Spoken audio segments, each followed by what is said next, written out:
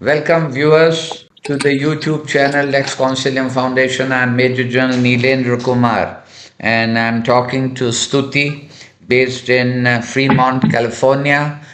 In the earlier video, you may have seen her talking about her performance, her interest as a ninja warrior, and she's a student of 12th grade. But I'm not talking about her academics here. I'm more interested in speaking to her about her love for soccer, which she's been playing for 9 years, and she's been captain of the club soccer team at the girls academy level. That's the highest level in US for 3 years. What position do you play in soccer, and how do you sort of ensure that your game, your standard performance is improving? Okay, so I play many different positions. My coach sort of moves me around, but I play usually side defense or I play center midfield, usually. I've also played a little bit attacking on the side called winger, so a little bit of that as well. And to make sure my performance is good and I keep improving because Girls Academy is a very high level. This platform sees a lot of girls who go on to play in college at the highest level. So a lot of players who play in college are at the Girls Academy level. My team they train 3 days a week, and then I train on the side individually. Sometimes in my garage, we have some tiled floor and a sofa, which I just pass the ball off. And then sometimes in my backyard, I have some walls where I just bounce the ball. And then sometimes I go to the soccer field with one of my friends, and we train there together. So a lot of individual training beyond. Right. Are there any new modern gadgets that help you improve your performance in soccer? Or it is Not sheer physical activity running around? I personally don't use any gadget, but I know that right now a lot of people are using technology to improve their performance in the soccer. A lot of people in the soccer world. So for one thing, there's this little strap, and in the strap there's this little data collector. It's pretty tiny, and it goes on the bottom of your shoes, of your cleats, and it tracks how many times you touch certain statistics, like how many times you touch the ball with your right foot, how many times Okay. you touched it with your left foot, what is the maximum speed you're kicking the ball at, how many miles did you run during your training.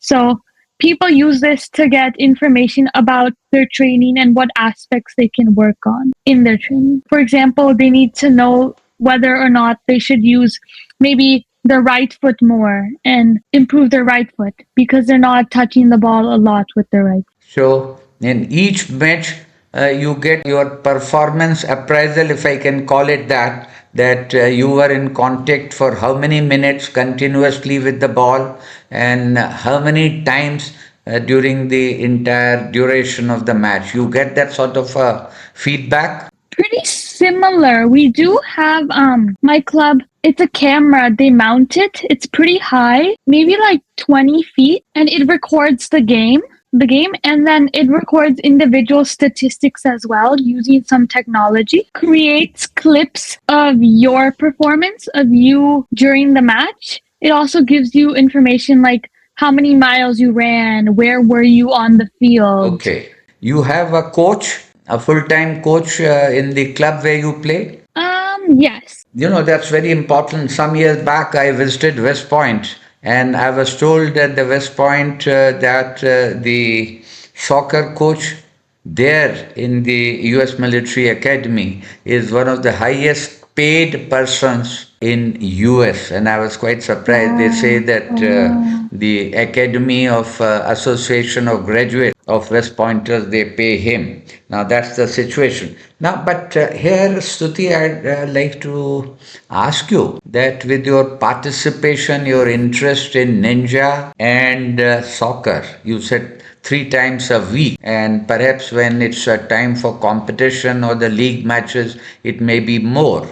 Now, how do you manage and how do you balance the study and play time between them? I recently decided to take, after 3 years, I've decided to, I'm still playing soccer competitively, but for this year, since I'm in 12th grade, I decided I need to focus a little bit on my college, on my college application. So I'm playing soccer at a little bit lower level, different club team, but we still practice 2 days a week and we still have games. And then so that was one of the things I decided to do, take a little bit of a step back from soccer. And then Ninja Warrior, I train usually in the evenings for a little bit, or I train before school in the mornings at 6 a.m. because I have soccer in the evening, or sometimes I have a lot of homework in the evening.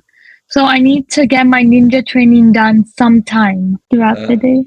Right. I also noticed that as far as soccer is concerned, you are the captain now for last 3 years. Now, this getting to be the captain of your team, how does it take place? Is it by election? All the team members they decide who should be the captain, and who was the next best contestant whom you unseated? Just go into all that also. My coach decided. He Okay. picked who he thought who would be the best captain. And his And what coach says that prevails? yeah, his choice, Okay. his decision. Right.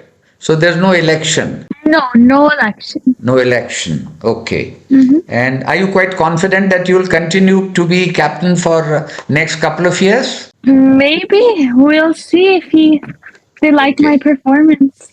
Right. That's quite interesting. And usually, who's the next best team against whom you find yourself in soccer matches? That they are there, you got to sort of beat them, or you got to do better than them. Which is that team? So in the girls' academy, there's every single team is very, very, very good. I would say all the teams are very challenging. They are working very hard, They're very, very good at this level. and they may be quite sort of surprises also. They emerge winners. Wonderful. Yeah, and we are my team is from a tiny club and we're playing Okay. against these big, big clubs.